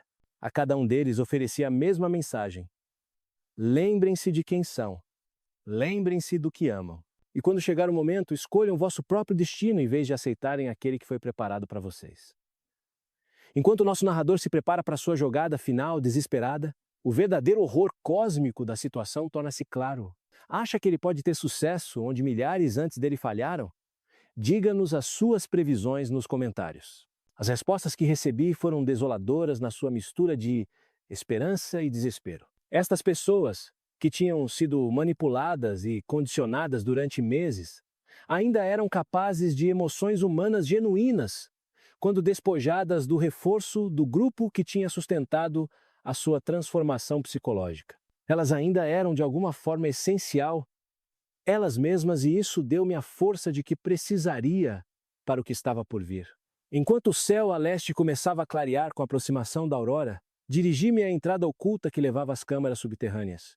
A cerimônia começaria em breve, e, com ela, a fase final de uma manipulação cósmica que levava séculos a ser preparada. Mas, pela primeira vez desde que cheguei à Aguada Fênix, senti que estava a agir de acordo com a minha própria vontade, em vez de seguir um guião que tinha sido escrito por inteligências alienígenas. Se esse sentimento era genuíno ou simplesmente mais uma camada de manipulação, eu descobriria em breve. O dispositivo aguardava nas profundezas, pulsando com consciência acumulada e fome cósmica. E algures dentro dos seus mecanismos alienígenas, as almas de inúmeros construtores anteriores clamavam por libertação ou vingança. Eu só podia esperar que me reconhecessem como um aliado, em vez de mais um sacrifício a ser consumido. Capítulo 8. Para o abismo. A descida para as câmaras subterrâneas pareceu diferente desta vez. Como se o próprio ar se tivesse tornado mais denso e mais resistente à minha passagem. As paredes de pedra pareciam pulsar com o seu próprio ritmo interno, e os padrões geométricos esculpidos pareciam mover-se e contorcer-se à luz bruxuleante da minha tocha. Mas o mais inquietante de tudo era a sensação crescente de que não estava sozinho, que algo vasto e antigo observava o meu progresso com um interesse predador. Enquanto atravessava a antecâmara circular em direção à esfera central onde o dispositivo alienígena esperava, comecei a ouvir vozes, não sons audíveis, mas sussurros que pareciam emanar diretamente de dentro da minha própria mente. A princípio, eram incompreensíveis, um balbuciar de consciências sobrepostas que ameaçava subjugar a minha percepção individual. Mas gradualmente comecei a distinguir fluxos de comunicação separados, cada um carregando a urgência desesperada de uma alma presa em tormento cósmico. "Volta para trás!" suplicou uma voz, o seu tom mental carregando o peso de séculos de sofrimento. "Não nos pode salvar. Só te pode juntar a nós na servidão eterna, a forças que não se importam com a dor humana." "Não!" interveio outra consciência, a sua comunicação ardendo com uma raiva inextinguível. "Ele é a nossa oportunidade. O primeiro a chegar a nós, com o conhecimento do que enfrentamos. Juntos, talvez possamos encontrar uma maneira de quebrar as correntes que nos prendem a esta abominação cósmica." Ao entrar na câmara esférica que abrigava o dispositivo, a cacofonia de vozes presas atingiu um crescendo que quase me pôs de joelhos. Milhares de consciências individuais, cada uma representando um construtor de ciclos anteriores, clamavam numa mistura de desespero, raiva e esperança desesperada. O mecanismo alienígena que tinha colhido as suas almas preservara a sua consciência, enquanto lhes retirava a capacidade de agir de forma independente. Eram componentes conscientes numa máquina cujo propósito podiam perceber, mas nunca influenciar. O dispositivo em si tinha mudado desde a minha visita anterior. As formações cristalinas que antes estavam escuras agora pulsavam com uma luz doentia, e os canais de ligação fluíam com uma energia que parecia curvar o espaço à sua volta. O mais perturbador de tudo era que o núcleo central tinha começado a girar lentamente.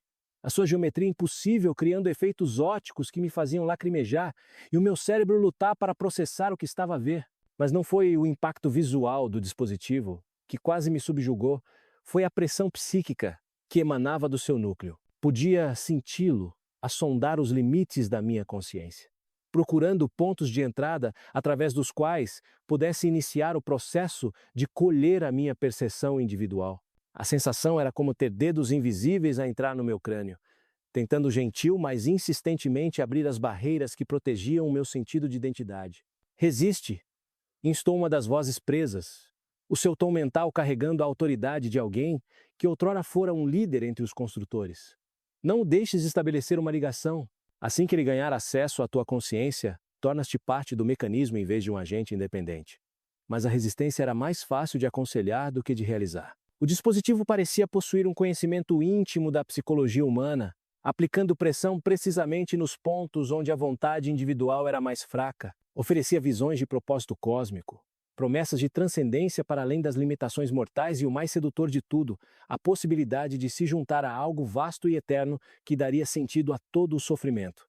Enquanto lutava contra estas intrusões psíquicas, comecei a compreender por que os esforços de resistência na superfície tinham sido tão facilmente antecipados e incorporados na manipulação maior. As inteligências alienígenas por trás do dispositivo não observavam simplesmente o comportamento humano, experienciavam-no diretamente através da consciência que tinham colhido ao longo dos séculos. Cada pensamento, cada emoção, cada estratégia que os humanos pudessem conceber, já lhes era conhecida através da percepção acumulada das suas vítimas.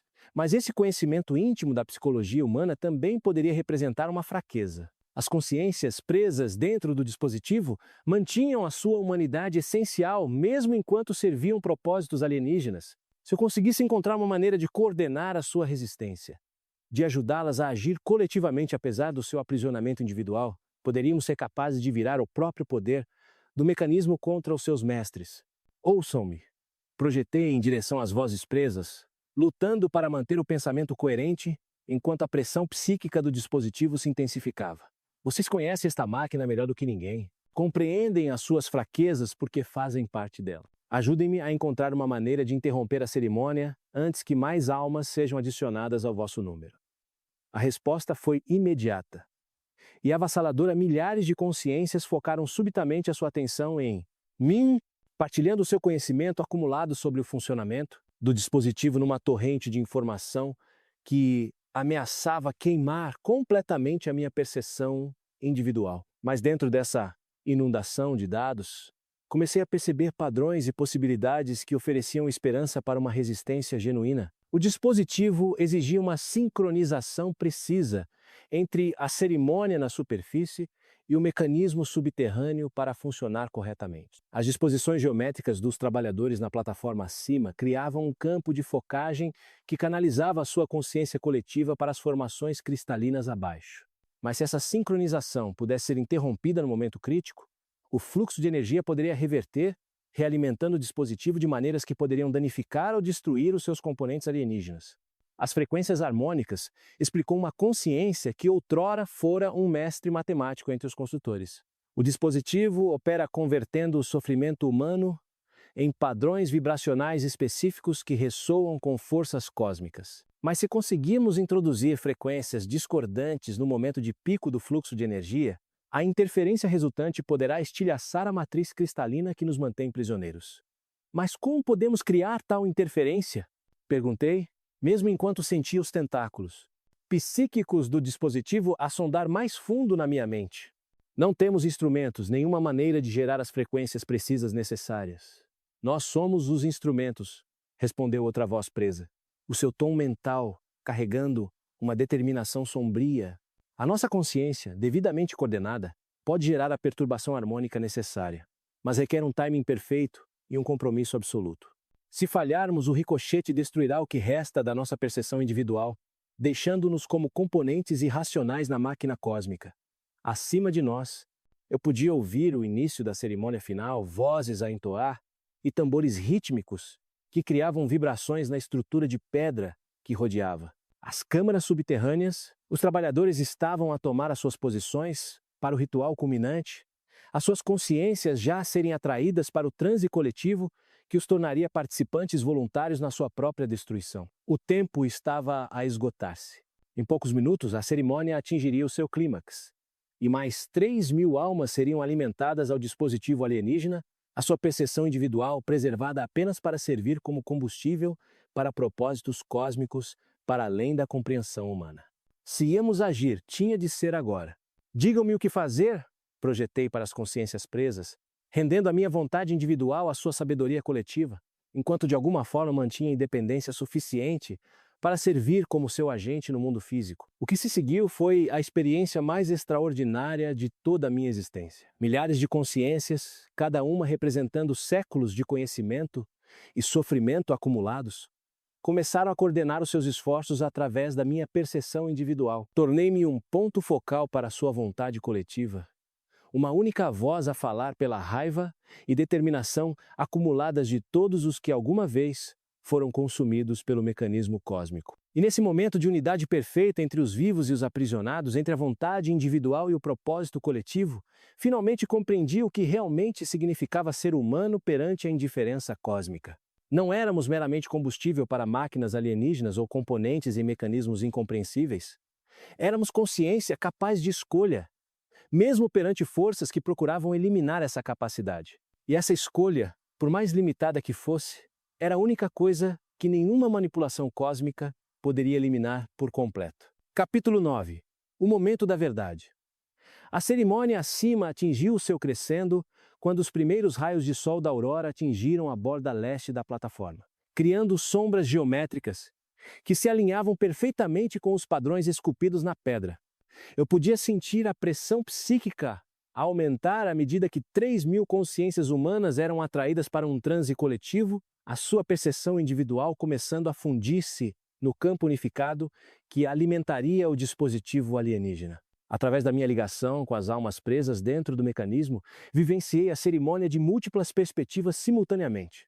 Senti a euforia crescente dos trabalhadores enquanto rendiam a sua vontade individual ao que acreditavam ser um propósito cósmico. Senti os escolhidos possuídos a dirigir o ritual com uma precisão desumana, os seus mestres alienígenas a orquestrar cada gesto e palavra para maximizar o impacto psicológico nos participantes.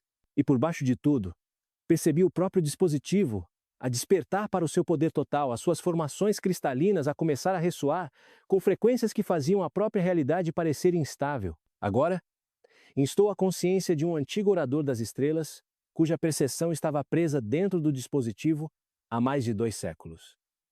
O alinhamento harmônico está a aproximar-se do seu pico. Se vamos agir, tem de ser nos próximos momentos, antes que o fluxo de energia se torne demasiado poderoso para ser interrompido.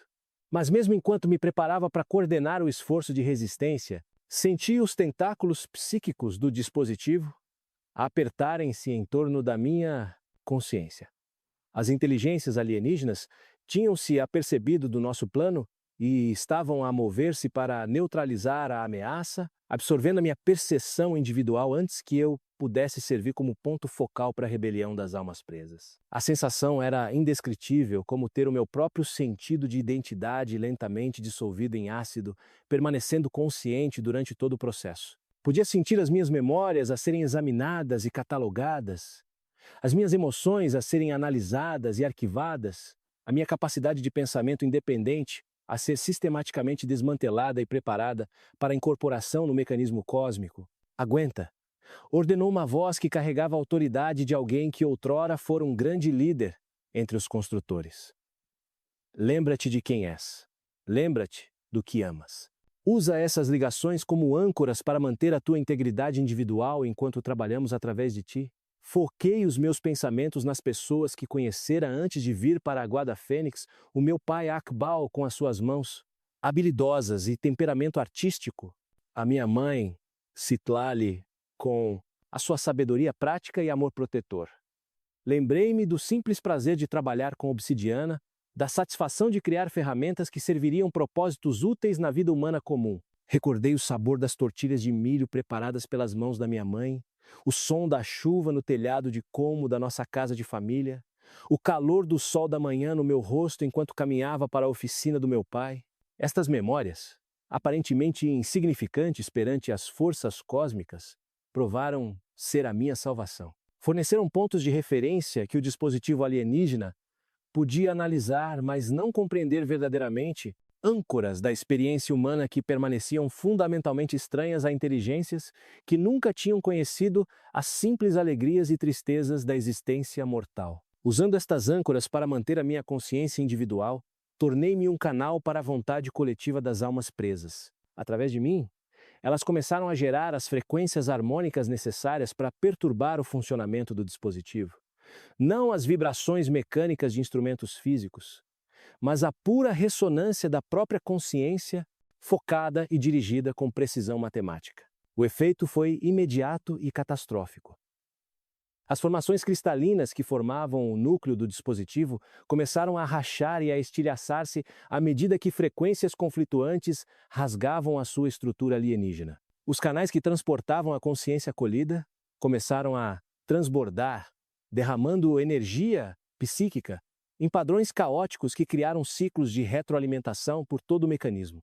Acima de nós, a cerimônia dissolveu-se em caos quando os trabalhadores se viram subitamente libertos do transe coletivo que lhes tinha sido imposto. Os escolhidos possuídos gritavam em harmônicas que estilhaçavam pedra enquanto seus mestres alienígenas lutavam para manter o controle sobre a situação em rápida deterioração. A própria plataforma começou a tremer e a rachar à medida que os padrões geométricos que tinham focado a energia cósmica se tornavam fontes de interferência destrutiva. Mas as inteligências alienígenas não estavam preparadas para render o seu investimento de séculos sem uma última jogada desesperada. Em vez de tentarem completar a cerimônia planeada, começaram a ativar o dispositivo usando apenas a consciência já presa dentro dele, aceitando perdas massivas de eficiência, em troca da certeza de alguma colheita em vez de um fracasso total. O ricochete psíquico desta ativação de emergência foi para além de tudo para que eu me tinha preparado. Milhares de almas presas foram subitamente consumidas por completo. A sua percepção individual queimada para alimentar um mecanismo cósmico a operar muito para além dos seus parâmetros projetados. Os gritos das consciências moribundas ecoaram por dimensões que eu não sabia que existiam, criando harmônicas que ameaçavam estilhaçar a minha sanidade. Mas mesmo enquanto sentia a minha própria percepção a começar a fragmentar-se, sob o ataque psíquico, percebi que as inteligências alienígenas tinham cometido um erro crucial. Ao consumirem as suas consciências presas tão rapidamente, tinham eliminado os próprios componentes que lhes davam um conhecimento íntimo da psicologia humana. Estavam a operar às cegas, confiando em processos mecânicos em vez da compreensão subtil que tinha tornado a sua manipulação tão eficaz. Esta cegueira criou oportunidades que não existiam antes. Os trabalhadores na superfície, libertos do transe coletivo, mas ainda posicionados de acordo com os requisitos geométricos da cerimônia, mantinham a capacidade de influenciar o funcionamento do dispositivo através das suas escolhas conscientes. Se pudessem ser levados a compreender a sua situação e a agir coletivamente, poderiam ser capazes de completar a destruição que tínhamos começado nas câmaras subterrâneas. Usando o resto das minhas forças, projetei uma mensagem em direção à superfície, não palavras, mas pura compreensão do que enfrentávamos e do que precisava de ser feito. Partilhei o conhecimento que as almas presas me tinham dado, a compreensão de como o dispositivo operava e como podia ser destruído. Mais importante, transmiti a verdade de que a escolha individual ainda importava, que a resistência consciente ainda podia fazer a diferença mesmo perante a manipulação cósmica. A resposta de cima foi imediata e avassaladora. 3.000 consciências humanas, subitamente cientes da sua verdadeira situação, focaram a sua vontade coletiva não na rendição, mas no desafio. Escolheram resistir em vez de submeter-se, lutar em vez de aceitar, permanecer humanos em vez de se tornarem componentes numa máquina alienígena. O efeito no dispositivo foi devastador. Projetado para acolher consciências voluntárias, não conseguia processar a energia psíquica gerada pela resistência coletiva. A matriz cristalina que tinha sobrevivido ao nosso ataque inicial estilhaçou-se agora por completo, libertando séculos de consciência acumulada, numa explosão de percepção libertada que rasgou as câmaras subterrâneas como um furacão psíquico. Senti-me a ser levantado e transportado por aquele furacão de almas libertas, a minha consciência individual de alguma forma preservada dentro do caos da sua libertação. À minha volta, o dispositivo alienígena colapsou em fragmentos de matéria exótica que pareciam existir apenas parcialmente no espaço-tempo normal. Os padrões geométricos que tinham focado a energia cósmica dissolveram-se em arranjos aleatórios que já não podiam canalizar forças para além da compreensão humana. E no silêncio súbito que se seguiu à destruição, ouvi algo que não esperava ouvir novamente: o som de vozes puramente humanas, erguidas não em cânticos ritualísticos, mas em celebração espontânea da sua liberdade da manipulação cósmica. Tínhamos vencido não através de força superior ou tecnologia alienígena,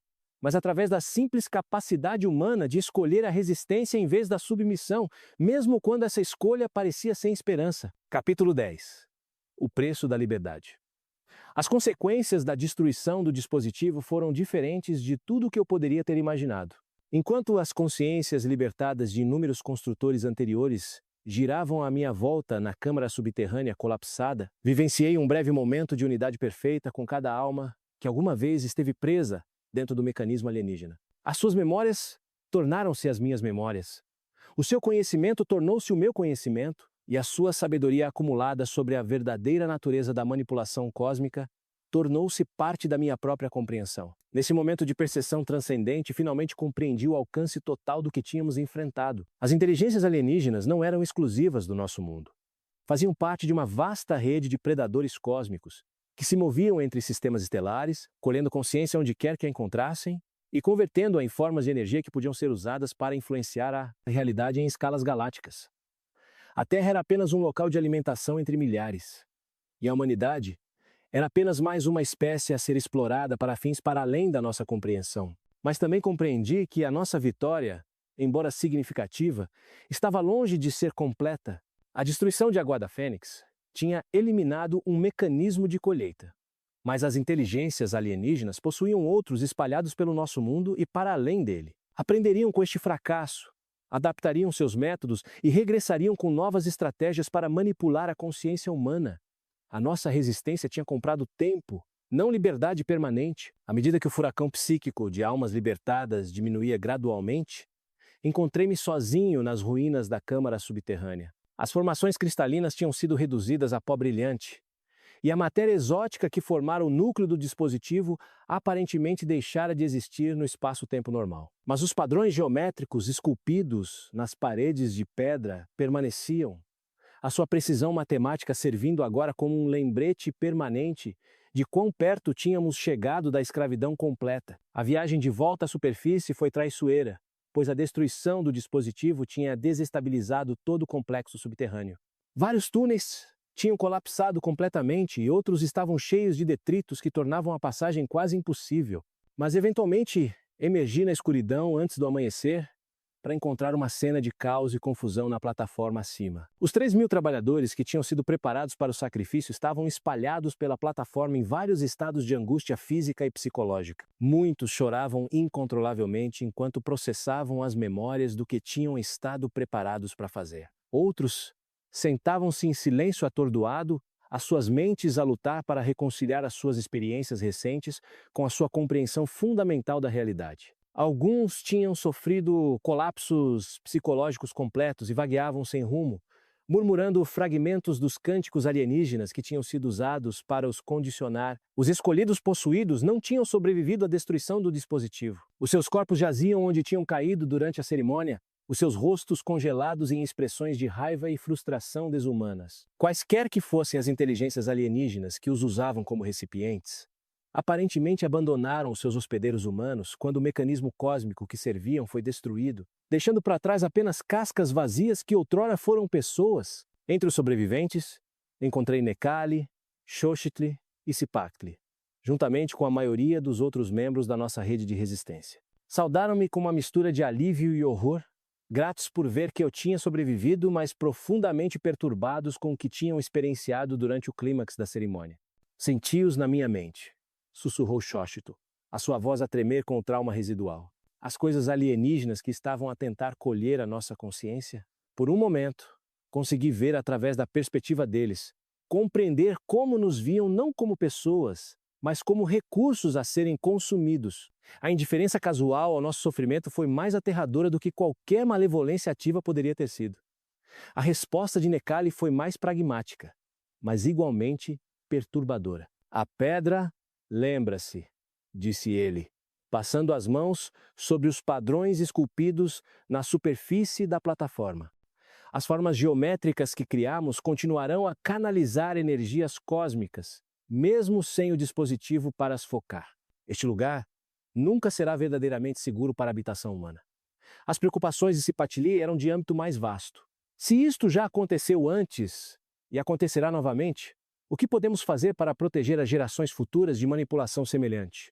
Como preservamos o conhecimento do que enfrentamos sem criar as próprias condições que podem atrair a atenção de outros predadores cósmicos? Estas perguntas iriam assombrar-nos pelo resto das nossas vidas. Nos dias que se seguiram à interrupção da cerimônia, trabalhamos juntos para ajudar os trabalhadores sobreviventes a processar as suas experiências e a preparar-se para a difícil jornada de volta aos seus assentamentos de origem. Muitos nunca recuperariam totalmente do trauma psicológico do seu quase sacrifício.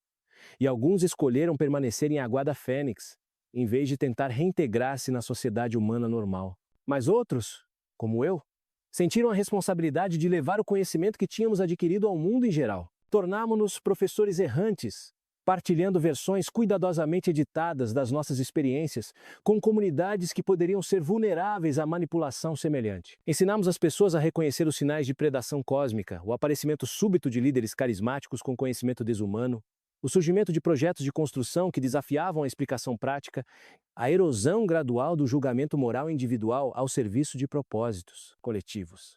Mais importante, enfatizamos o poder da escolha individual perante forças que procuravam eliminar a agência humana. As inteligências alienígenas eram sofisticadas na sua compreensão da psicologia humana, mas não conseguiam eliminar completamente a capacidade de resistência consciente. Enquanto as pessoas mantivessem a capacidade de escolher o seu próprio destino, mesmo em circunstâncias que pareciam sem esperança, os predadores cósmicos não poderiam alcançar a vitória completa. À medida que a nossa história chega ao fim, vemos que a vitória contra o horror cósmico tem um preço tremendo. Qual acha que seria o impacto duradouro destes eventos na civilização humana? Partilhe seus pensamentos finais nos comentários e não se esqueça de subscrever para mais thrillers psicológicos que exploram os cantos mais sombrios da experiência humana. Os anos que se seguiram foram marcados por uma tensão constante entre a necessidade de preservar conhecimento crucial e o perigo de atrair a atenção indesejada de outros predadores cósmicos. Desenvolvemos linguagens codificadas e sistemas simbólicos que podiam transmitir informação essencial a quem precisava, permanecendo opacos a inteligências alienígenas que pudessem estar a monitorizar as comunicações humanas. Também trabalhamos para estabelecer redes de resistência que pudessem responder rapidamente a sinais de manipulação cósmica. Estas redes operavam em segredo, os seus membros espalhados por vastos territórios, mas ligados por uma compreensão partilhada do que a humanidade enfrentava para além das estrelas. Quando novos projetos de construção apareciam que mostravam sinais de influência alienígena, quando líderes carismáticos surgiam com conhecimento que parecia transcender as limitações humanas, quando comunidades inteiras começavam a perder a sua capacidade de julgamento moral individual. Estas redes mobilizavam-se para investigar e, se necessário, intervir. Mas talvez a nossa conquista mais importante tenha sido a preservação de histórias humanas que pudessem servir como inoculação contra a manipulação futura. Criamos mitos e lendas que codificavam verdades essenciais sobre a predação cósmica, disfarçando-as como entretenimento ou instrução religiosa. Estas histórias espalharam-se pela cultura humana, criando uma consciência coletiva inconsciente dos perigos que enfrentávamos e dos métodos que podiam ser usados para lhes resistir. Enquanto escrevo estas palavras nos últimos anos da minha vida, sinto-me ao mesmo tempo orgulhoso do que alcançamos e aterrorizado com o que ainda pode vir. As inteligências alienígenas que procuraram colher a consciência humana em Aguada Fênix faziam parte de um vasto ecossistema cósmico que opera em escalas de tempo para além da compreensão humana. Elas regressarão em novas formas e com novas estratégias, e as gerações futuras enfrentarão desafios que não podemos antecipar. Mas tenho fé na resiliência essencial da consciência humana. Somos mais do que a soma das nossas vulnerabilidades psicológicas, mais do que mero combustível para máquinas cósmicas. Possuímos a capacidade de escolha, de resistência, de solidariedade perante forças que procuram dividir-nos e consumir-nos. E enquanto essa capacidade sobreviver, nenhuma manipulação, por mais sofisticada, por mais paciente, por mais cósmica que seja, poderá alcançar uma vitória permanente sobre o espírito humano. A plataforma de Aguada Fênix ainda se ergue nas selvas do que vocês chamam de México. os seus padrões geométricos a serem gradualmente reclamados pela vegetação, mas nunca totalmente apagados. Serve como monumento tanto à vulnerabilidade humana como à resiliência humana. Um lembrete de que não somos nem vítimas indefesas, nem heróis invencíveis, mas seres conscientes capazes de escolher o nosso próprio destino mesmo perante a indiferença cósmica. E no final, talvez isso seja suficiente. Talvez o simples ato de escolher permanecer humano, de preservar a nossa capacidade de amor, compaixão e dignidade individual, seja em si uma forma de vitória contra forças que procuram reduzir-nos a componentes nas suas máquinas incompreensíveis. Este é o meu testemunho, a minha confissão, o meu aviso às gerações futuras que possam enfrentar provações semelhantes. Lembrem-se de quem são. Lembrem-se do que amam. E quando os predadores cósmicos vierem, como certamente virão, escolham a resistência em vez da submissão, a humanidade em vez da transcendência, o caminho difícil da consciência individual, em vez da rendição fácil ao propósito coletivo. Nessa escolha reside a nossa única esperança de liberdade genuína, num universo que vê a consciência como nada mais do que outro recurso a ser colhido e consumido. Obrigado por se juntar a nós nesta jornada angustiante pelas profundezas psicológicas do antigo horror cósmico. A história de Itzel-Nahuatl e dos construtores de Aguada Fênix lembra-nos que as maiores ameaças à humanidade muitas vezes não vêm de forças externas, mas da nossa própria vontade de render a consciência individual ao serviço da ilusão coletiva. Se esta história ressoou consigo, por favor, dedique um momento a comentar abaixo com seus pensamentos sobre os temas que exploramos. E não se esqueça de subscrever o nosso canal para mais thrillers psicológicos que examinam os aspectos mais sombrios da natureza humana e as forças cósmicas que procuram explorá-los. O seu envolvimento ajuda-nos a continuar a trazer-lhe estas histórias instigantes que desafiam a nossa compreensão da própria realidade.